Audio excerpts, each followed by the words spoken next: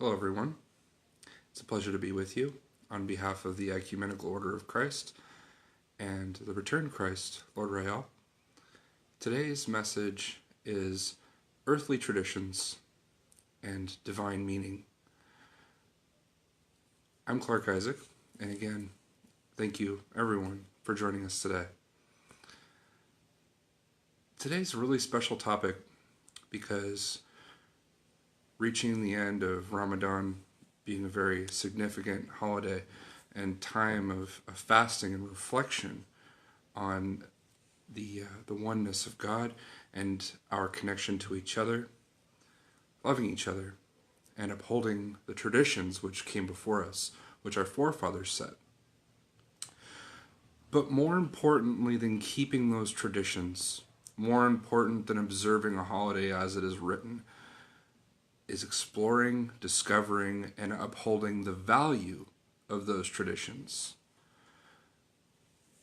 They all basically boil down to the same thing: obedience to God, loving God, and loving each other. I know we speak often on that topic, that very simple topic.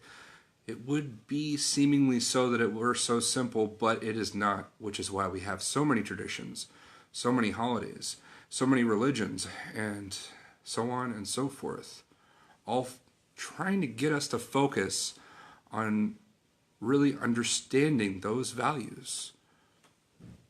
Was it a failed effort to get humanity to understand these things? Time will tell, and how much time remains is very little. We want people to understand the meanings of these holidays and traditions that our forefathers were given from on high to us.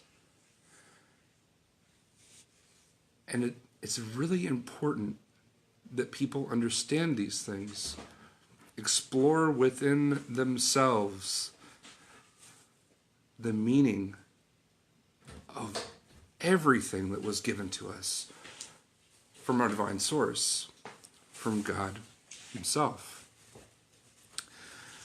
Even the act of prayer and how you were instructed to do so has meaning, but the act of doing so, people still neglect the meaning. The reflection of what these things mean that you were instructed to do should be your focus, and not just one time in the year, and not just 5 times a day, but all of your life. The reason you were prescribed to do these certain things at a certain time is because your ancestors weren't doing them enough. But if you just do them those specific times, the bare minimum, is that really enough? I beg to differ, and I challenge you. Certainly it is not enough. It is but a foundation to build. And if you don't build on that foundation, what good is that foundation for you and those that come after you? Your prophets, your teachers, they wanted to teach you the value of these things. Did they succeed? Do you truly understand?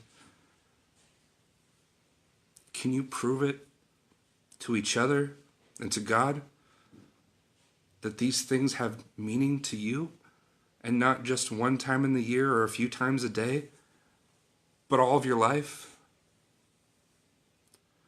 The time has come for reckoning and for judgment.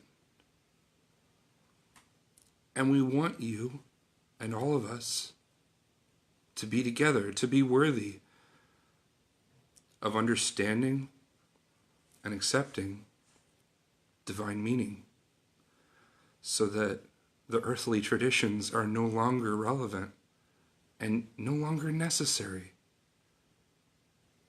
because the foundation is crumbling away, and what will remain is what was built and carried up with us in judgment, because the foundation was given to you, and what you built atop of it is what you give to God and to each other. So, continue building, with the time you have remaining. And if you haven't gotten started yet, now's the time. I love you very much, and I look forward to sharing with you what we have built in the name of Lord Rael. I love you, and may God bless.